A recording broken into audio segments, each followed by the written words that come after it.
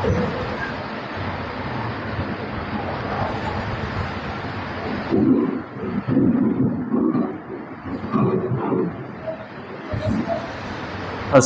والسلام عليك يا رسول الله. الصلاة والسلام عليك يا حبيب الله.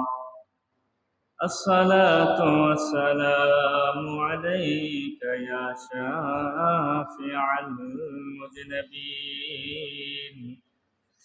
الصلاة والسلام عليك يا رحمة للعالمين.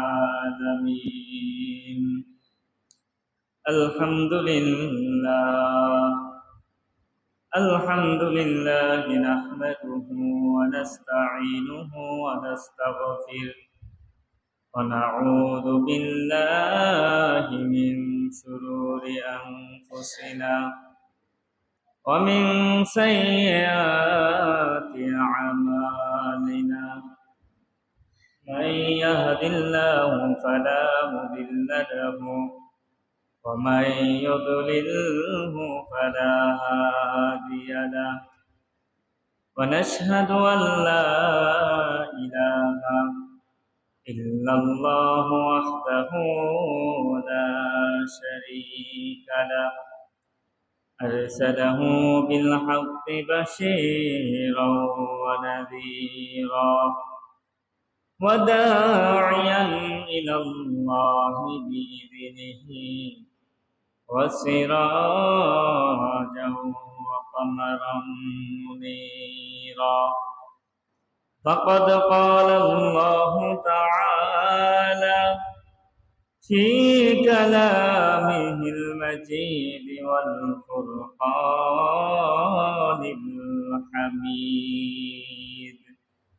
সকলে আমার সাথে পড়ুন আউযু বিল্লাহি মিনাশ শাইতানির রাজীম। বিসমিল্লাহির রাহমানির রাহিম। ইন্নাল্লাহা ওয়া মালাইকাতাহু يصلون على النبي يا أيها الذين آمنوا صلوا عليه وسلموا تسليما. اللهم صل على سيدنا مولانا محمد وعلى آل سيدنا مولانا محمد. اللهم صل على سيدنا مولانا محمد وعلى آل سيدنا مولانا. ধন্য গো মা আমেনা বিবি, ধন্য আপনার জিন্দগি, আপনার ঘরে তাশরীফ আনলেন রহমাতাল লিল আলামিন। আল্লাহুম্মা সাল্লি আলা সাইয়্যিদিনা মাওলানা মুহাম্মদ ওয়া আলা আলি সাইয়্যিদিনা মাওলানা। আমরা সবাই গুনাহগার গো, নবীজি আপনায় দেখলাম না, সেই কারণে রোজ হাসরে আমাদেরকে বইলেন না। আল্লাহুম্মা সাল্লি আলা সাইয়্যিদিনা مولانا محمد وعلى آل سيدنا مولانا محمد لا إله إلا الله لا إله إلا الله لا إله إلا الله لا إله إلا الله لا إله إلا الله لا إله لا إله إلا الله لا إله إلا الله لا إله لا إله إلا الله محمد رسول الله صلى الله عليه وسلم الله الله الله الله الله الله الله الله Allah, Allah, Allah, Allah, Allah, Allah, Allah, Allah, Allah, Allah, Allah, Allah, Allah, Allah, Allah, Allah, Allah, لا إله إلا الله محمد رسول الله صلى الله عليه وسلم। উপস্থিত সাতগড়িয়াকান্দি বাইতুন নূর জামে মসজিদের সম্মানিত মুরব্বিয়ানে জাম, যুবক বৃন্দ, ছোট ছোট মাসুম বাচ্চারা, পর্দার আড়ালের আমার সরলা অবলা মা ও বোনেরা, সকলের প্রতি জানাই আন্তরিক মোবারকবাদ ও সালাম। আসসালামু আলাইকুম ওয়া রাহমাতুল্লাহি ওয়া বারাকাতুহু।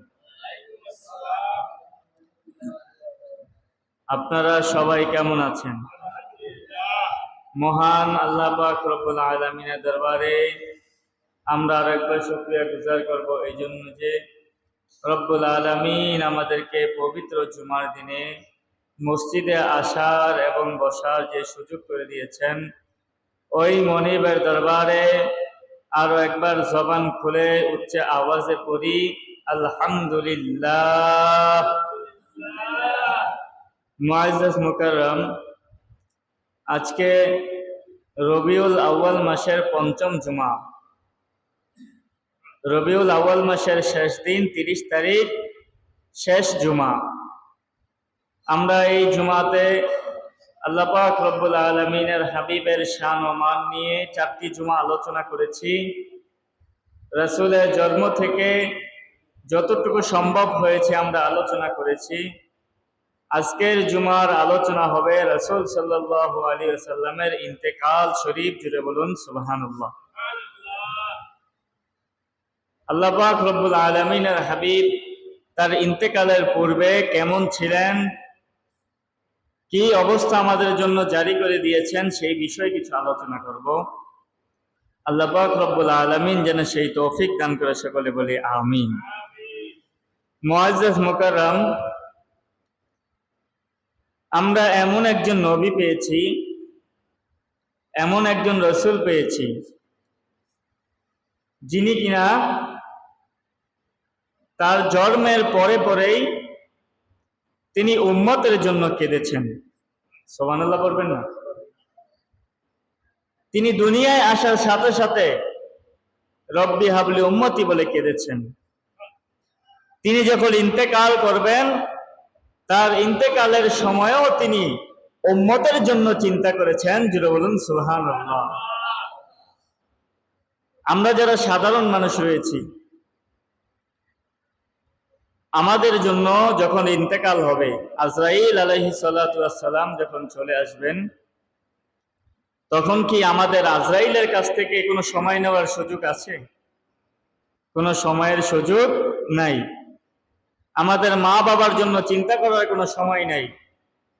আমাদের বিবি স্ত্রীদের জন্য, ছেলে সন্তানের জন্য, বন্ধু বান্ধবের জন্য চিন্তা করার কোনো সুযোগ আমাদের হবে না।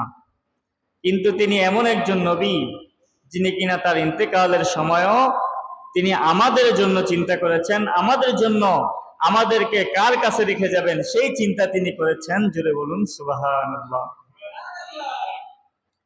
নবী রাহমাতুল লিল আলামিন তার ইন্তেকাল হয়েছে 12ই রবিউল আউয়াল। রবিউল আউয়াল মাসের 12 তারিখ, যেদিন নবীর জন্ম হয়েছে সেই দিনই আমার নবী রাহমাতুল লিল আলামিনের ইন্তেকাল হয়েছে। 12ই রবিউল আউয়াল মাস যখন নবী ইন্তেকাল করেন, তার পূর্বে সফর মাসের 15 তারিখ আমার নবী রাহমাতুল লিল আলামিন অসুস্থ হয়ে পড়েন। অর্থাৎ মৃত্যুর 26 দিন আগে সফর মাসের 15 তারিখে নবী রাহমাতুল লিল আলামিন অসুস্থ হয়ে পড়েন। আমার নবী রাহমাতুল লিল আলামিন যখন সফর মাসের 15 তারিখে নবী অসুস্থ হয়ে পড়েন, অসুস্থ হওয়ার পরে আমার নবী রাহমাতুল লিল আলামিন তিনি প্রায় 15 দিন অসুস্থ ছিলেন। 15 তারিখ থেকে 30 তারিখ পর্যন্ত আমার নবী রাহমাতুল লিল আলামিন অসুস্থ ছিলেন। নবী রাহমাতুল লিল আলামিন যখন 30 তারিখ আসলো, প্রায় 15টা দিন কাটে গেল। 15 থেকে 30 তারিখ আসা পর্যন্ত নবী ভীষণ পর্যন্ত অসুস্থ ছিলেন। এবং যেই দিন 30 তারিখ আসলেন সফর মাসের 30 তারিখ আসার পরে আমার নবী রাহমাতুল লিল আলামিন সকালবেলা সুস্থ হয়ে গেলেন। সুবহানাল্লাহ। প্রায় 15 দিন পরে নবী রাহমাতুল লিল আলামিন সুস্থ হলেন এবং সকালবেলা সুস্থ হওয়ার পরে নবী রাহমাতুল লিল আলামিন যে সুস্থ হয়েছেন এই কথাটা বিদ্যুতের গতির মতো বিভিন্ন সাহাবীরা মদিনা শরীফে পৌঁছে দিল। নবী সুস্থ হওয়ার পরে বিদ্যুৎ গতিতে মদিনার অলিগলিতে পৌঁছে গেল নবী রাহমাতুল লিল আলামিন সুস্থ হয়েছে। এই কথা সাহাবায়ে কেরাম শুনলো। সাহাবায়ে কেরাম শুনে সাহাবায়ে কেরাম বড্ড আনন্দ হয়েছিল। আমার নবীকে সাহাবীরা অনেক বেশি ভালোবাসতেন। এই জন্য আমার নবী রাহমাতুল লিল আলামিনের কথা শুনে হযরত আবু বকর সিদ্দিক রাদিয়াল্লাহু তাআলা আনহু তিনি আল্লাহর হাবিবের সুস্থতার কথা শুনে তিনি 5000 দিরহাম গরিব দুঃখীর মাঝে বিলীন করে দিলেন। সুবহানাল্লাহ বলবেন না? গরিব দুঃখীর মধ্যে 5000 দিরহাম তিনি বিলীন করে দিলেন। কার সুস্থতার কথা শুনে? আমার নবী রাহমাতুল লিল আলামিনের সুস্থতার কথা শুনে। তিনি 15 দিন পরে সুস্থ হয়েছেন এই কথা শুনে আবু বকর সিদ্দিক তিনি নিজেকে আর কন্ট্রোল করতে পারলেন না। তিনি 5000 দিরহাম নবী রাহমাতুল লিল আলামিনের জন্য আল্লাহর রাস্তায় তিনি দান করে দিলেন। শুধু তাই নয়, হযরত ওমর ফারুক রাদিয়াল্লাহু তাআলা আনহু তিনি ছিলেন ধনাঢ্য ব্যক্তি। ওমর ফারুক রাদিয়াল্লাহু তাআলা আনহু তিনি আমার নবীর সুস্থতার কথা শুনে তিনিও 7000 দিরহাম গরিব দুঃখীর মাঝে আল্লাহর রাস্তায় দিয়ে দিলেন। এমনি ভাবে হযরত উসমান রাদিয়াল্লাহু তাআলা আনহু তিনিও দান করলেন।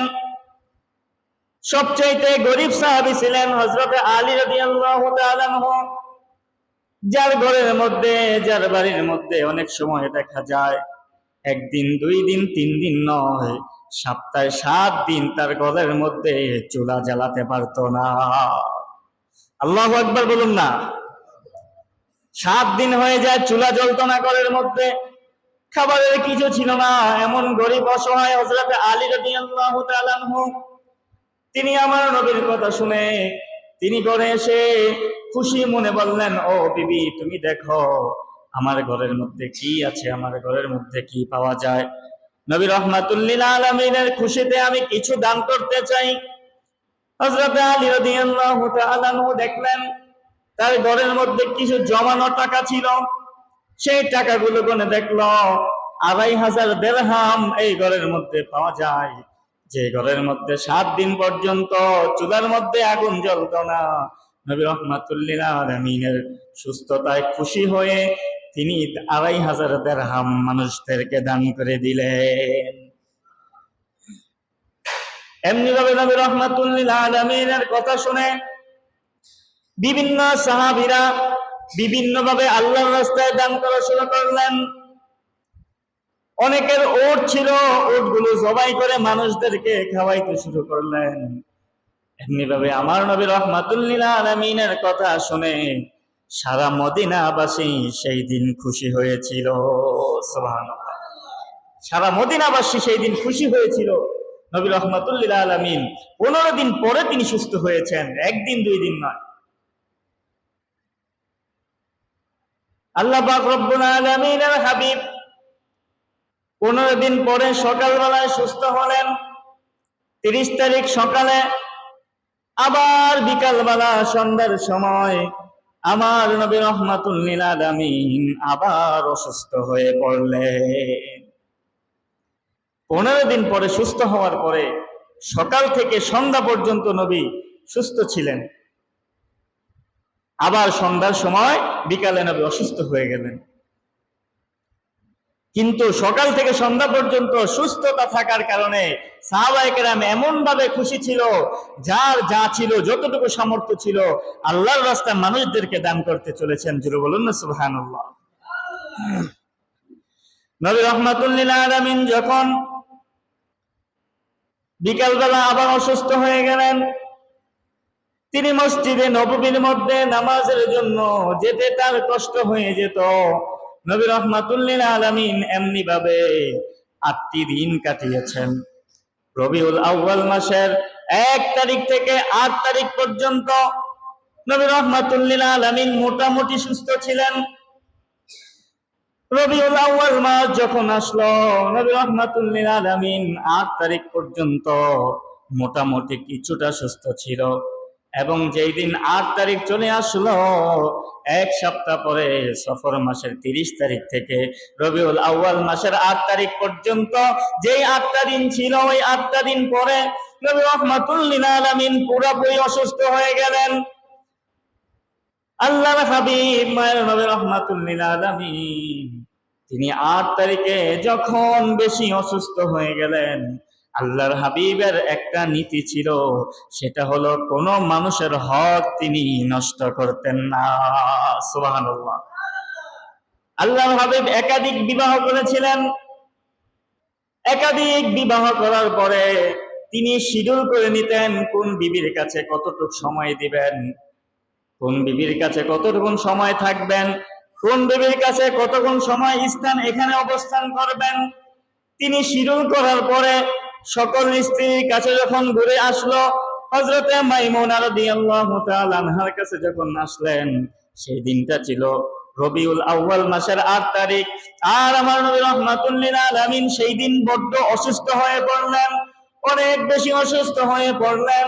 আল্লাহর হাবিব মায়ের নবী রাহমাতুল লিল আলামিন চিন্তা করলেন, আমি তো দুনিয়ার জমিনের মধ্যে কাউকে কখনো ঠকাই নাই, কাউকে কখনো কথা দিয়ে কথা রাখার চেষ্টা করেছি, কাউকে ধোঁকা দেওয়ার চেষ্টা করি নাই।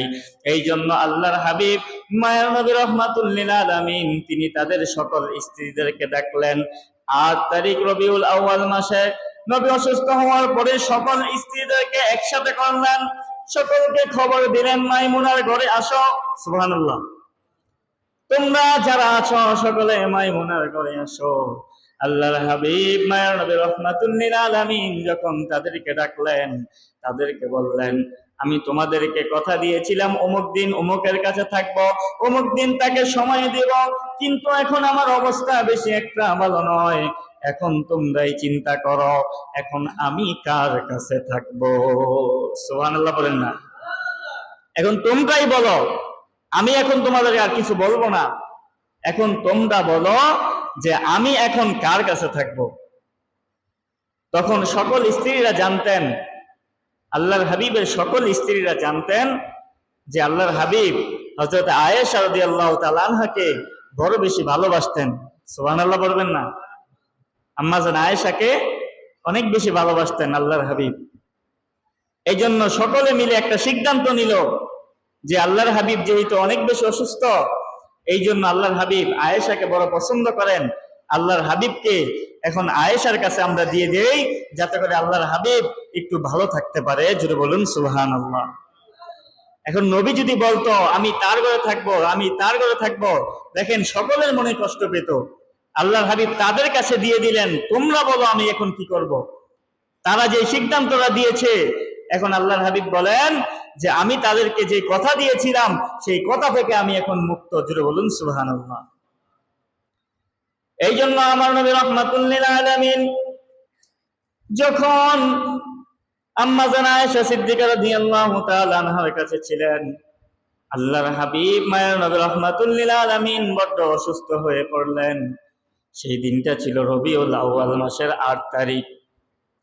নবী রাহমাতুল লিল আলামিন অনেক কষ্ট করে আল্লাহর হাবিব 8 তারিখ সকালবেলায় ফজরের নামাজ পড়তে আল্লাহর হাবিব ইমামতি করার জন্য মসজিদে নববীতে গিয়েছিলেন। আমার নবী রাহমাতুল লিল আলামিন অনেক কষ্ট করে গিয়েছিলেন। একজন সাহাবী তাকে অনেক কষ্ট করে ধরে ধরে ইমামতির জন্য নিয়ে গিয়েছে। এমন অবস্থায় নবী যেতে কষ্ট হচ্ছে, তারপরেও নবী মসজিদে গিয়েছিলেন নামাজের জন্য। কিন্তু আমরা এখন যদি একটু অসুস্থতা হই, নামাজের জন্য আর আসতে চাই না, ঠিক কি না? একটু অসুস্থ হলে আমরা ছুটা দেই, আমার এই সমস্যা ওই সমস্যা, নামাজে যেতে পারছি না। কিন্তু আল্লাহ পাক রব্বুল আলামিন আপনাকে আমাকে এই কথাটা দিয়ে দুনিয়ার জমিনে পাঠান নাই যে তুমি পায়ে একটু ব্যথা পেয়েছো এই জন্য নামাজ ছেড়ে দিবে। আমার নবী রাহমাতুল লিল আলামিন গুরুতর অসুস্থ, মসজিদে যেতে পারে না, একজন ধরে ধরে তাকে নিয়েছেন, তারপরেও তিনি নামাজ ছাড়েন নাই। আর আমরা এখন সুস্থ থেকেও নামাজে আসতে চাই না, ঠিক কিনা বলুন? সুস্থ আছি, আল্লাহ ভালো রেখেছে, তারপরেও নামাজে আসতে চাই না। আল্লাহ আমাদেরকে হেদায়েত করুক, সকলে বলি আমিন। নবী রাহমাতুল লিল আলামিন ফজরের নামাজ পড়লেন, ফজরের নামাজের ইমামতি করলেন। আল্লাহর হাবিব মায়ের নবী রাহমাতুল লিল আলামিন ফজরের নামাজ যখন শেষ করলেন, তখন আল্লাহর হাবিব সকল সাহাবীদেরকে ডাকলেন। সাহাবীদেরকে ডেকে বললেন, ও সাহাবীরা, তোমরা সবাই একত্রিত হও। সকল সাহাবীরা একত্রিত হয়ে আমার নবী রাহমাতুল লিল আলামিনের কাছে এসে বসলেন। জোরে বলুন সুবহানাল্লাহ। সাহাবায়ে কেরাম যখন একসাথে বসলেন, নবী রাহমাতুল লিল আলামিন বললেন, ও সাহাবীরা, আমি তো ভীষণ অসুস্থ হয়ে গিয়েছি। আল্লাহর হাবিব মায়ের নবী রাহমাতুল লিল আলামিন তাদেরকে ডাকার উদ্দেশ্য হলো, মসজিদে নববীর মধ্যে যে ইমামতি করতেন তিনি হলেন নবী রাহমাতুল লিল আলামিন। আর নবী যখন অসুস্থ হয়ে গিয়েছে, এই মসজিদের মধ্যে একজন ইমামের দরকার আছে না না? নবী একজন ইমাম নিযুক্ত করার জন্য সবাইকে ডাকলেন। আল্লাহর হাবিব নবী রাহমাতুল লিল আলামিন বললেন, তোমাদের মধ্যে আমি আজকে থেকে হযরতে সাইয়্যিদিনা আবু বকর সিদ্দিক রাদিয়াল্লাহু তাআলা আনহুকে আমি নবী রাহমাতুল লিল আলামিন এই মসজিদে নববীর ইমাম বানিয়ে দিলাম। একটু আওয়াজ দিয়ে বলুন সুবহানাল্লাহ। ইমাম বানিয়েছেন কে? নবী রাহমাতুল লিল আলামিন। ফজরের সময় নবী ইমামতি করেছেন, এখন ইমামতের দায়িত্ব পড়েছে আবু বকর সিদ্দিকের কাছে। আবু বকর সিদ্দিক রাদিয়াল্লাহু তাআলা আনহু যখন দায়িত্ব পেলেন, মসজিদে নববীর মধ্যে ফজরের নামাজ আল্লাহর হাবিব পড়িয়েছেন, এখন যোহরের নামাজের সময় ইমাম হলেন হযরতে আবু বকর সিদ্দিক। জোরে বলুন সুবহানাল্লাহ। আবু বকর সিদ্দিক রাদিয়াল্লাহু তাআলা আনহু যখন নামাজে দাঁড়ালেন, আমার নবী রাহমাতুল লিল আলামিন হুজরা মুবারক থেকে জানালার পর্দা খুলে তিনি দেখতে পেলেন আবু বকর নামাজের জন্য দাঁড়াচ্ছেন। আল্লাহর হাবিব বড় খুশি হয়ে গেলেন। আল্লাহর হাবিব মায়ের নবী রাহমাতুল লিল আলামিন আয়েশাকে ডেকে বললেন, ও আয়েশা, আয়েশা রে, এই দৃশ্যটা দেখার জন্য আমি অপেক্ষায় ছিলাম। সুবহানাল্লাহ। আমি আজকে দেখলাম ইমামতের দায়িত্বে আছে আবু বকর সিদ্দিক। আমার অন্তরটা শীতল হয়ে গেল, আমার চোখটা শীতল হয়ে গেল। সাইয়েদনা আবু বকর রাদিয়াল্লাহু তাআলা আনহু যখন ইমামতিতে দাঁড়ালেন, নবীর বড় কষ্ট হয়, নবী উঠতে পারে না, চলতে পারে না। তারপরেও এই নামাজের সময়টা ছিল জোহরের সময়। কোন সময়? জোহরের নামাজের সময়। 2 রাকাত নামাজ যখন আদায় করলেন আবু বকর সিদ্দিক রাদিয়াল্লাহু তাআলা আনহু 2 রাকাত নামাজ যখন আদায় করলেন, 2 রাকাত আদায় করার পরে আবু বকর সিদ্দিক রাদিয়াল্লাহু তাআলা আনহু তিনি পিছন দিক থেকে আওয়াজ পেলেন, শব্দ পেলেন। এমন শব্দ যে আমার নবী রাহমাতুল লিল আলামিন মসজিদে নববীতে আসছে। সুবহানাল্লাহ বলেন না? নবী অসুস্থ, দাঁড়াতে পারে না, সেই নবী রাহমাতুল লিল আলামিন ঘরে বসে থাকতে পারেন নাই। জোহরের নামাজের সময় আবার পিছন দিক থেকে তিনি নামাজের জন্য চলে আসলেন। জোরে বলুন সুবহানাল্লাহ। সাহাবায়ে কেরাম নবীর আওয়াজ শুনলেন, নবী কোনো শব্দ করেন নাই, কিন্তু নবী যখন আসতেন মসজিদে নববীর মধ্যে, প্রত্যেক সাহাবীর মনে জায়গা দিত আল্লাহর হাবিব মসজিদের মধ্যে প্রবেশ করতেছেন। এই জন্য আল্লাহর হাবিব মায়ের নবী রাহমাতুল লিল আলামিন যখন মসজিদে নববীর মধ্যে প্রবেশ করলেন, সাহাবায়ে কেরামের পিছনে যখন আসলেন, সাহাবায়ে কেরাম প্রত্যেকে 2 রাকাত নামাজ তখন আদায় করেছিলেন। এই 2 রাকাত নামাজ চলাকালীন আল্লাহর হাবিবের আওয়াজ শুনে আল্লাহর হাবিবকে সম্মান দেখাতে তারা সকলেই আল্লাহর হাবিবের দিকে ঘুরে দাঁড়ালেন, নবীর দিকে ঘুরে দাঁড়ালেন। আবু বকর সিদ্দিক চিন্তা করলেন, আমি কিসের ইমাম? যিনি হলেন সকলের ইমাম তিনি হলেন রাহমাতুল লিল আলামিন। জোরে বলুন ঠিক কি না? আমার নবী রাহমাতুল লিল আলামিন যখন আসলেন, সাইয়েদনা আবু বকর সিদ্দিক নামাজ ছেড়ে দিলেন। নামাজ হয়েছিল কয় রাকাত? নামাজ আদায় করেছেন 2 রাকাত। তারপরে বাকি 2 রাকাত নামাজ আমার নবী রাহমাতুল লিল আলামিন তিনি আদায় করে দিয়েছে। আবু বকর সিদ্দিক ইমামতি করলেন 2 রাকাতের, আমার নবী ইমামতি করলেন 2 রাকাতের। কয় রাকাত হলো? সবার জন্য, মুসল্লিদের জন্য 4 রাকাত। আমার নবীর জন্য হয়েছে কয় রাকাত? নবীর জন্য 2 রাকাত। নবী রাহমাতুল লিল আলামিন 2 রাকাত নামাজ শেষ করে ডানে বামে সালাম ফিরালেন। এখন বলতে পারেন, হুজুর সকলে নামাজ পড়লো 4 রাকাত, নবী পড়লেন 2 রাকাত। আমি আপনাদের জন্য বলতে চাই, আমার আল্লাহ পাক রব্বুল আলামিন আমাদের জন্য নামাজকে ফরজ করেছেন, আমার নবীর জন্য নামাজকে ফরজ করেন নাই। সুবহানাল্লাহ। আমার নবীর জন্য আল্লাহর হাবিব 5 ওয়াক্ত নামাজ ফরজ করেন নাই, সেটা ফরজ করেছেন কাদের জন্য? নবীর উম্মতের জন্য। এই জন্য নবী রাহমাতুল লিল আলামিন সালাম ফিরালেন। সালাম ফিরানোর পরে আমার আল্লাহর হাবিব নবী রাহমাতুল লিল আলামিন তিনি 4 রাকাত নামাজ শেষ করে মিম্বারের মধ্যে দাঁড়িয়ে গেলেন। মিম্বারের মধ্যে দাঁড়িয়ে গিয়ে সেই দিন আল্লাহর হাবিব লম্বা একটি ভাষণ দিয়েছিলেন। লম্বা একটি ভাষণ দিয়ে তিনি বলেছিলেন, ও সাহাবীরা, আমার যখন ইন্তেকাল হয়ে যাবে তার পূর্বে আমি তোমাদের কাছে একটি কথা বলতে চাই। আমার যে সাহাবীগণ রয়েছে, আবু বকর সিদ্দিক, ওমর রাদিয়াল্লাহু তাআলা আনহু, উসমান রাদিয়াল্লাহু তাআলা আনহু, হযরত আলী রাদিয়াল্লাহু তাআলা আনহু সহ বিভিন্ন যারা সাহাবীরা রয়েছে, আল্লাহর হাবিব সাহাবীদের কথা বলে, আল্লাহর হাবিব তাদের কথা বলে, আল্লাহর হাবিব বলতে চাইলেন, আমি তোমাদের মধ্যে এখন একটি কথা বলতে চাই। সেই কথাটা হলো, উসমান বলো, আলী বলো, হযরত ওমর রাদিয়াল্লাহু তাআলা আনহু বলো, আবু বকর সিদ্দিক রাদিয়াল্লাহু তাআলা আনহু বলো, আমি আল্লাহর হাবিব তাদের প্রতি দুনিয়ার জমিনে সন্তুষ্ট। আমি তাদের জন্য সন্তুষ্ট, তাদের উপর সন্তুষ্ট।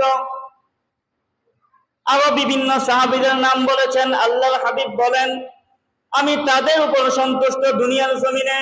যখন আমার ইন্তেকাল হয়ে যাবে তোমরা আমার এই সাহাবীদেরকে কষ্ট দিও না, আমার এই সাহাবীদেরকে তোমরা কষ্ট দিও না, কেননা আমি রবি রহমাতুল লিল আলামিন তাদের জন্য সন্তুষ্ট হয়ে গিয়েছি।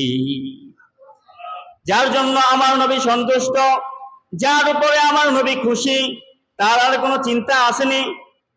দুনিয়ার জমিনে যদি কারো উপর আমার নবী রহমাতুল লিল আলামিন খুশি থাকে, একটা কথা মনে রাখবেন, অন্তত পক্ষে তার দুনিয়া এবং আখিরাতে আর কোনো কিছুর চিন্তা হবে না। আমরা তো অনেককে খুশি করার জন্য দুনিয়াতে চিন্তা করি, একটু ভালো চলতে চাই। আল্লাহর হাবিবকে যদি খুশি করতে পারেন, আল্লাহর কসম করে বলছি, দুনিয়া এবং আখিরাতে কোনো চিন্তা আপনার নাই, সকল চিন্তা আমার নবী বলেন তোমাদের সকল চিন্তা আমি নবী রহমাতুল লিল আলামিনের মাথায় নিয়ে নিলাম। জুড়ে বলুন সুবহানাল্লাহ। আল্লাহ পাক রব্বুল আলামিন এমনি ভাবে আমার নবী রহমাতুল লিল আলামিনকে সম্মান করতেন। আল্লাহ পাক রব্বুল আলামিন যখন 12ই রবিউল আউয়াল চলে আসলো, আল্লাহর হাবিব মায়ের নবী রহমাতুল লিল আলামিনের কাছে হযরতে আজরাইল আলাইহিস সালাতু ওয়াস সালামকে তার নিকট পাঠিয়ে দিলেন। জোরে বলুন সুবহানাল্লাহ। আজরাইলকে পাঠিয়ে বললেন, ও আজরাইল, আমি তোমাকে এমন একজন ব্যক্তির কাছে পাঠাচ্ছি, এমন একজন ব্যক্তির কাছে আমি তোমাকে পাঠাচ্ছি, যে ব্যক্তিটা দুনিয়ার জমিনে সাধারণ কোনো ব্যক্তি নয়। দুনিয়ার জমিনের মধ্যে অনেক জান তুমি কবজ করেছো, অনেক জান তুমি দুনিয়ার জমিনে নিয়েছো, কিন্তু এমন একজন ব্যক্তির কাছে পাঠাচ্ছি, যে ব্যক্তির কাছে গিয়ে তোমার বেয়াদবি করার কোনো অপশন নাই। সুবহানাল্লাহ। যে ব্যক্তির কাছে গিয়ে তোমার বেয়াদবি করার কোনো সুযোগ নাই, বরং তুমি তার কাছে সালাম দিবে, যদি তোমাকে অনুমতি দেয় ঢুকবে, অনুমতি না দিলে চলে আসবে। জোরে বলুন সুবহানাল্লাহ। সাধারণ কোনো মানুষ নয়। আমাদের কাছে কি অনুমতি লাগবে? এখন যদি আজরাইল আসে, কোনো অনুমতি লাগবে? লাগবে না। কিন্তু আমার নবীর কাছে আল্লাহ হুকুম দিয়েছেন, আজরাইল যাও, এমন ব্যক্তির কাছে পাঠাচ্ছি, ব্যক্তি যদি তোমাকে সুযোগ দেয় তাহলে তুমি ঢুকবে, হুকুম দেয় রূহ কবজ করবে, নয়তো আবার চলে আসবে। সুবহানাল্লাহ বলবেন না? আজরাইল আলাইহিস সালাতু ওয়াস সালাম আল্লাহর হুকুম পেয়ে আসলেন, ঘরের বাহিরে দাঁড়ালেন। ঘরের বাহিরে দাঁড়ালে সালাম দিলেন। আল্লাহর হাবিব মায়ের নবী রহমাতুল লিল আলামিনের সন্তান, তার মেয়ে হযরতে ফাতেমা রাদিয়াল্লাহু তাআলা আনহা আল্লাহর হাবিবের পাশে ছিলেন। আমার নবী রহমাতুল লিল আলামিন বললেন, ফাতেমা যাও, দরজাটা খুলে দাও। দরজাটা খুলে দেখো একজন মেহমান আসছে, ওই মেহমানটাকে তুমি ঘরে আসার জন্য অনুমতি দাও। সুবহানাল্লাহ। আজরাইল আলাইহিস সালাতু ওয়াস সালাম যখন দরজার সামনে দাঁড়ালেন, আজরাইল বললেন, আমি সর্বোচ্চ উত্তম সূরতে দরজার সামনে দাঁড়িয়েছি, যাতে কোনো ব্যক্তি ভয় না পায়, এমন সূরতে আমি দরজার সামনে দাঁড়ালাম। ফাতেমা রাদিয়াল্লাহু তাআলা আনহা তিনি বললেন, তিনি দরজার সামনে যখন আসলেন, এসে একটা দৌড় দিয়ে আব্বা জানার কাছে চলে আসলেন, বললেন, ইয়া রাসূলুল্লাহ, ইয়া হাবিবাল্লাহ, আপনি বলেছেন একজন মেহমান আসছে, কিন্তু মেহমানটা হলো এমন একজন মেহমান যার কিনা পা গুলো জমিনের মধ্যে এবং মাথাটা দেখা যায় আসমানের মধ্যে। যার জমিনের মধ্যে পা এবং মাথাটা রয়েছে কোথায়? আসমানের দিকে। ইয়া রাসূলুল্লাহ, এমন মেহমান আমি কখনো দেখি নাই। হঠাৎ করে আল্লাহর হাবিব মায়ের নবী রহমাতুল লিল আলামিনের অনুমতি পেয়ে আজরাইল আলাইহিস সালাতু ওয়াস সালাম দরজার সামনে থেকে হঠাৎ করে নাই হয়ে গেলেন এবং আল্লাহর হাবিবের সামনে এসে তিনি বসে পড়লেন। সুবহানাল্লাহ। আল্লাহর হাবিবের সামনে যখন আসলেন, আজরাইল আলাইহিস সালাতু ওয়াস সালামকে তখন আর কেউ দেখতে পায় না, শুধু আমার নবী রহমাতুল লিল আলামিন দেখতে পাচ্ছেন, আর কেউ দেখতে পায় না। আল্লাহ পাক রব্বুল আলামিনের হুকুম অনুযায়ী হযরত আজরাইল আলাইহিস সালাতু ওয়াস সালাম বললেন, ইয়া রাসূলুল্লাহ, ইয়া হাবিবাল্লাহ, আপনার নিকট আল্লাহ পাঠিয়েছেন আমাকে আপনাকে নিয়ে যাওয়ার জন্য। এখন আপনি বলেন, আপনি কি এখন যাবেন নাকি আমি চলে যাব? ইয়া রাসূলুল্লাহ, আপনি কি এখন যাবেন নাকি আমি চলে যাব? আমার নবী রহমাতুল লিল আলামিন এমন নবী, তিনি বললেন, তুমি আল্লাহর কাছে যাও, আল্লাহর কাছে যাও, আল্লাহর কাছে গিয়ে বলো আমি নবী রাহমাতুল লিল আলামিন যদি দুনিয়ার জমিন থেকে চলে যাই তাহলে আমার উম্মতের দায়িত্ব নিবে কে? সুবহানাল্লাহ বলবেন না? আমার উম্মতের দায়িত্ব নিবে কে? আমি যেই উম্মতদেরকে এমন করে ভালোবাসি, যেমনি ভাবে মা তার সন্তানকে ভালোবাসে, মা তার সন্তানকে কোনো কষ্ট দিতে চায় না, দুঃখ দিতে চায় না। মা বাবা যতই কষ্ট করুক না কেন সন্তানকে আঘাত দিতে চায় না। বাচ্চা সন্তান যখন ছোট থাকে মা অনেক কষ্ট করে লালন পালন করে, ঠিক কিনা? আমার নবী রাহমাতুল লিল আলামিন বললেন আমার উম্মতদেরকে আমি এমন ভাবে লালন পালন করি, এমন ভালোবাসি যে উম্মতদেরকে, বিভিন্ন নবীর উম্মতদেরকে যখন তাদের শরীরের মধ্যে নাপাকি লেগে থাকতো তাদের হুকুম ছিল নাপাকি পরিষ্কার করার জন্য তাদের মাংসগুলো শরীর থেকে উঠিয়ে ফেলতো। আল্লাহু আকবার। তাদের মাংসগুলো শরীর থেকে উঠিয়ে তারপরে পরিষ্কার করতেন, পবিত্র হতেন। জামাতে যদি নাপাকি লেগে থাকতো জামাগুলো ছিঁড়ে তারপরে পরিষ্কার হতেন। কিন্তু আমি এমন নবী আমার উম্মতদেরকে এতটা ভালোবাসছি, আমার উম্মতদেরকে এতটা ভালোবাসছি, আল্লাহর কাছে চেয়ে আল্লাহর কাছে বলে নাপাকির জায়গাটা যদি সুন্দরভাবে ধৌত করে নেয় আমার আল্লাহ তাকে পবিত্র করে দেয়। জামার মধ্যে যদি অপবিত্র লেগে থাকে জামাটা যদি ধুয়ে দেয় জামাটা পরিষ্কার হয়ে যায়, পবিত্র হয়ে যায়। আমি ওই মাংসের টুকরা উঠানোর থেকে ধোয়ার মধ্যে আমি নিয়ে এসেছি, জামাটা ছিঁড়ার মধ্যে আমি ধোয়ার মধ্যে নিয়ে এসেছি। ওই উম্মতদের দায়িত্ব কে নিবে? যাও আজরাইল যাও, তুমি আল্লাহর কাছে যাও, জোরে বলুন আল্লাহু আকবার। যাও আল্লাহর কাছে গিয়ে বলো আমার উম্মতের দায়িত্ব কে নিবে? আমার নবী রাহমাতুল লিল আলামিন তিনি বললেন, আজরাইল আলাইহিস সালাতু ওয়াস সালাম আল্লাহর কাছে গিয়ে বললেন, ইয়া রব্বুল আলামিন, আপনার বন্ধু এই খবর পাঠিয়েছে, এখন আমি তার জবাব কি দিব? আমার আল্লাহ পাক রব্বুল আলামিন বললেন, ও আজরাইল আমার বন্ধুকে গিয়ে বলো, বন্ধুকে গিয়ে বলে দাও আল্লাহর হাবিব যদি দুনিয়ার জমিন থেকে চলে যায় তুমি গিয়ে বলবা তার দায়িত্ব আমি আল্লাহ নিজে নিয়েছি।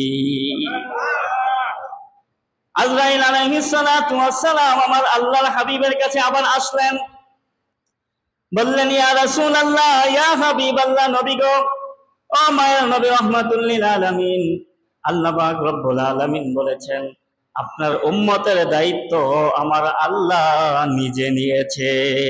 সুবহানাল্লাহ। এই কথা শুনে আমার নবী খুশি কিনা? আমার নবী খুশি। দেখেন সময়টা কোন সময়? মৃত্যুর সময়। যে সময়টা মানুষ এক সেকেন্ড সুযোগ পায় না, মানুষ এক সেকেন্ড সময় পায় না, মৃত্যুর সময়। যদি আজরাইল আসে আমরা কি বলতে পারবো তুমি একটু দাঁড়াও আমি একটু কথা বলে নেই, এই সুযোগ আসেনি? কিন্তু আমার নবী আমার উম্মতের জন্য চিন্তা করেন। নবী রাহমাতুল লিল আলামিনের কাছে আবার বললেন, ইয়া রাসূলুল্লাহ, ইয়া হাবিবাল্লাহ, এখন আমাকে কি সুযোগ দিবেন? আমি কি আপনার রূহটা কবজ করতে পারি? আমার নবী রাহমাতুল লিল আলামিন বললেন, আজরাইল আরেকটা কথা বললেন, ইয়া রাসূলুল্লাহ, আপনি কি আরশে আজিমের মধ্যে থাকতে চান নাকি জমিনের মধ্যে থাকতে চান? সুবহানাল্লাহ। দেখেন কত অপশন আমার নবীর জন্য, কত কথা, কত সালাম আমার নবীর জন্য। ইয়া রাসূলুল্লাহ, আপনি কি আরশে আজিমে থাকতে চান নাকি আপনি জমিনের মধ্যে থাকতে চান? আল্লাহর হাবিব বললেন, ও আজরাইল আবার যাও আল্লাহর কাছে, আল্লাহর কাছে গিয়ে বলো আমার উম্মত যদি মারা যায় কোথায় থাকবে? আমার উম্মত কি আরশে আজিমে থাকবে নাকি জমিনের মধ্যে থাকবে? আজরাইল আলাইহিস সালাতু ওয়াস সালাম বললেন, ইয়া রাসূলুল্লাহ, ইয়া হাবিবাল্লাহ, নবী গো, ও মায়ার নবী রাহমাতুল লিল আলামিন, অবশ্যই আপনার উম্মতগুলো আরশে আজিমের মধ্যে থাকবে না, আপনার উম্মতগুলো জমিনের মধ্যে থাকবে। সুবহানাল্লাহ। আল্লাহ পাক রব্বুল আলামিনের হাবিব এই কথা শুনে বলল, ঠিক আছে আমি তোমাকে অপশন দিলাম, আমাকেও জমিনের মধ্যে রেখে দিও। সুবহানাল্লাহ। আমার উম্মত যেখানে থাকবে আমিও সেখানে থাকতে চাই, জোরে বলুন সুবহানাল্লাহ। যখন আজরাইল আলাইহিস সালাতু ওয়াস সালাম আমার নবী রাহমাতুল লিল আলামিনের জানটা কবজ করতে আসলো, আমার নবী রাহমাতুল লিল আলামিন বলল, ও আজরাইল, আর একটু কষ্ট কম দিয়ে কি আমার জানটা কবজ করা যায় না? সুবহানাল্লাহ। আর একটু কষ্ট কম দিয়ে আমার জানটাকে কবজ করা যায় না? বলল, ইয়া রাসূলুল্লাহ, ইয়া হাবিবাল্লাহ, দুনিয়ার জমিনের মধ্যে যত জান কবজ করেছি সবচাইতে কষ্ট কম দিয়ে আমি নবী রাহমাতুল লিল আলামিনের জানটা কবজ করতেছি। জুড়ে বলুন সুবহানাল্লাহ। জান কবজ করতেছে, সেই সময় আমার নবী কথা বলেন আজরাইলের সাথে। নবী রাহমাতুল লিল আলামিন বললেন, ও আজরাইল, তাহলে আমার উম্মত কি এত কষ্ট পাবে? বললেন, ইয়া রাসূলুল্লাহ, ইয়া হাবিবাল্লাহ, নবী গো, ও মায়ের নবী রাহমাতুল লিল আলামিন, দুনিয়ার মধ্যে সবচাইতে কম কষ্ট পাচ্ছেন আপনি। আপনার উম্মত, অনেক উম্মত আছে যারা কিনা তার চাইতেও হাজার হাজার গুণ বেশি কষ্ট পাবে। আল্লাহ পাক রব্বুল আলামিনের হাবিব নবী রাহমাতুল লিল আলামিন বললেন, ও আজরাইল, তুমি একটি কাজ করো, সেটা হলো কি, তুমি আমার উম্মত গুলো যখন ইন্তেকাল করাবে, আমার উম্মত গুলো যখন জান কবজ করবে, আমার সকল উম্মতের যে কষ্টগুলো হবে, সকল কষ্টগুলো আমি নবী রাহমাতুল লিল আলামিনকে দিয়ে দাও। আর আমার উম্মত গুলো যেন তারা জান কবজের সময় কষ্ট না পায়। সুবহানাল্লাহ। এমন একজন নবী পেয়েছি বাবা, যিনি কিনা তার জানটা যখন কবজ হয়ে যাবে তখনও তিনি উম্মতের চিন্তা করে।